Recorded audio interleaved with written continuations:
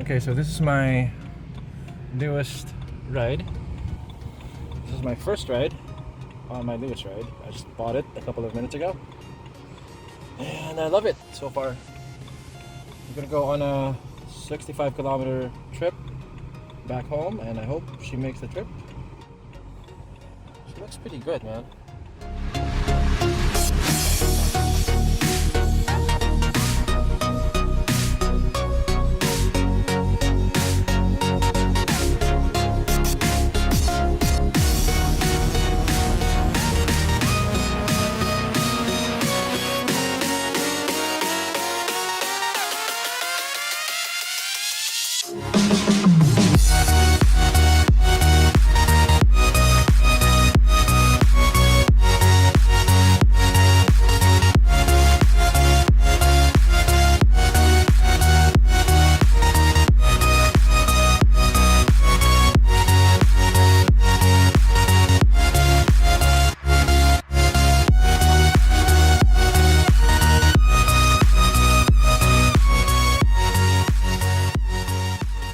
Okay, so this is my newest project.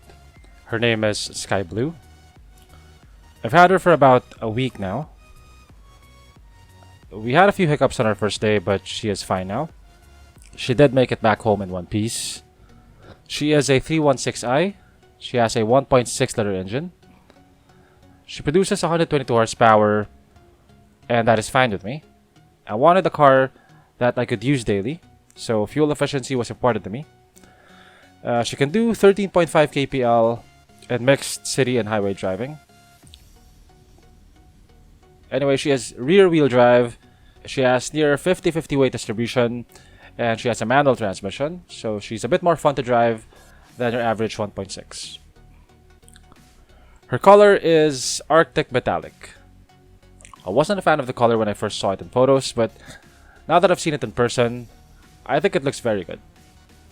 It looks like a mix of blue and gray, and the color shifts a little bit when you view it in different angles.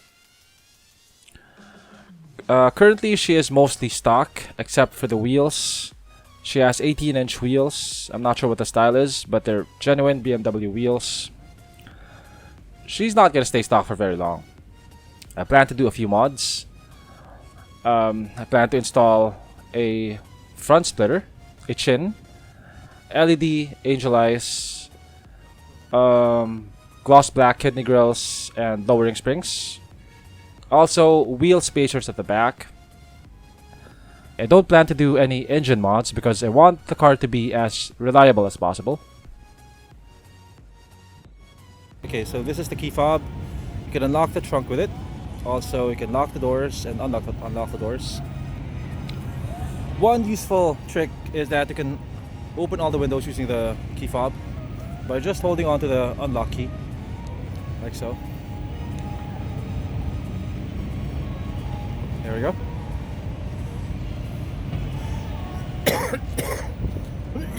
I'm sorry about that.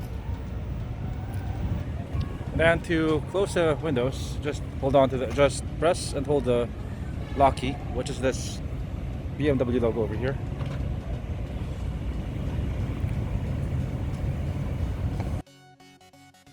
So this is the interior of the car.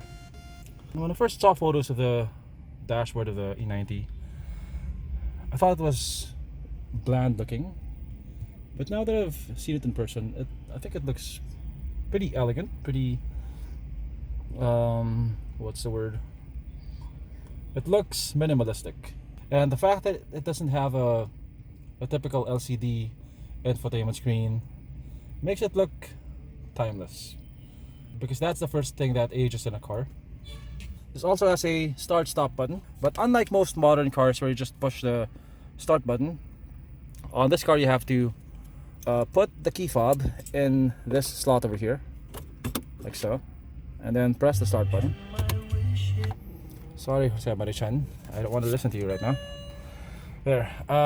To start the engine, just step on the clutch pedal and the brakes, and then press the start button. Okay, so as you can see, I have a couple of faults here. So let's cycle through the faults. I only have two actually, which are minor. There we go. Okay, let's check. Okay, so the first fault is the key fob battery, which is low. Nothing major. I can easily replace that. The second fault is the tire pressure sensor. Okay, the second fault is the tire pressure sensor.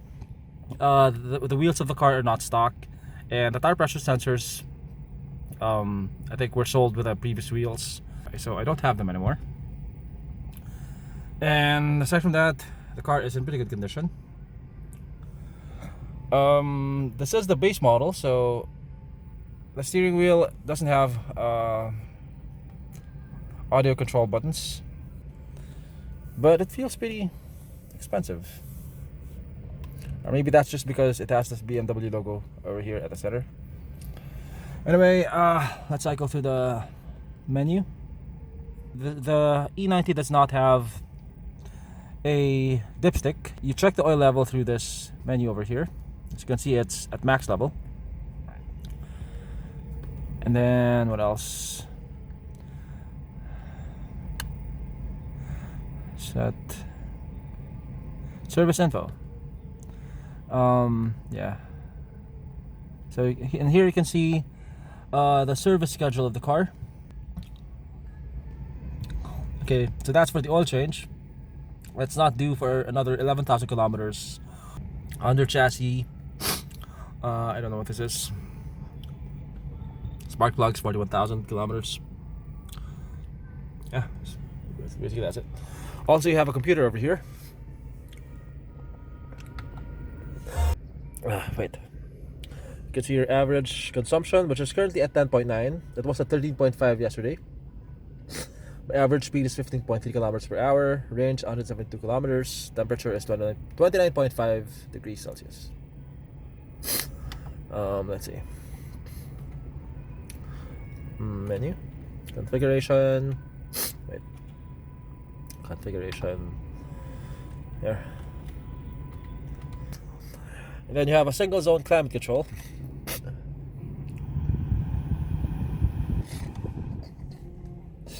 Over here is a compartment with a 12-volt outlet. And then, yeah, the vehicle has a 6-speed manual. This is aluminum. This is aluminum. Also, all the surfaces here are soft padded. This is soft padded.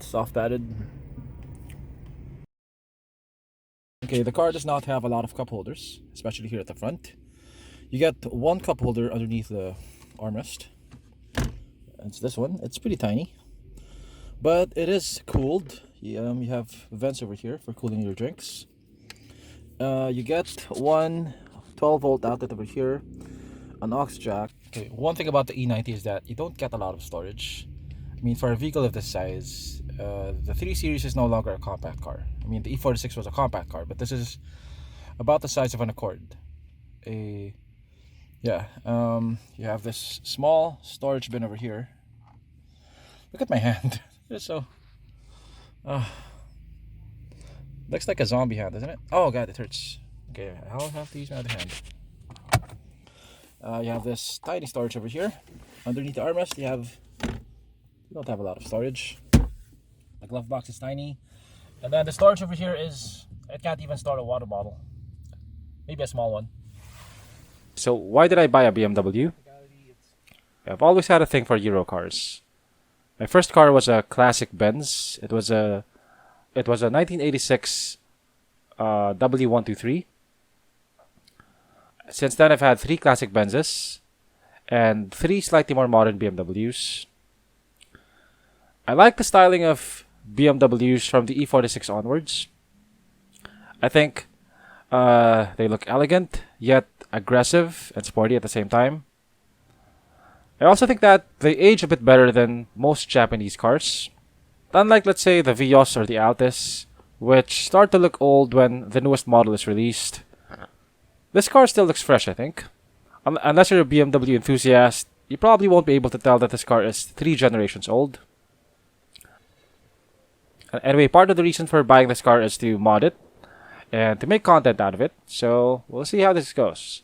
If it gets a lot of views, maybe I'll keep it for a long time. If it doesn't, then maybe I'll move on to the next project.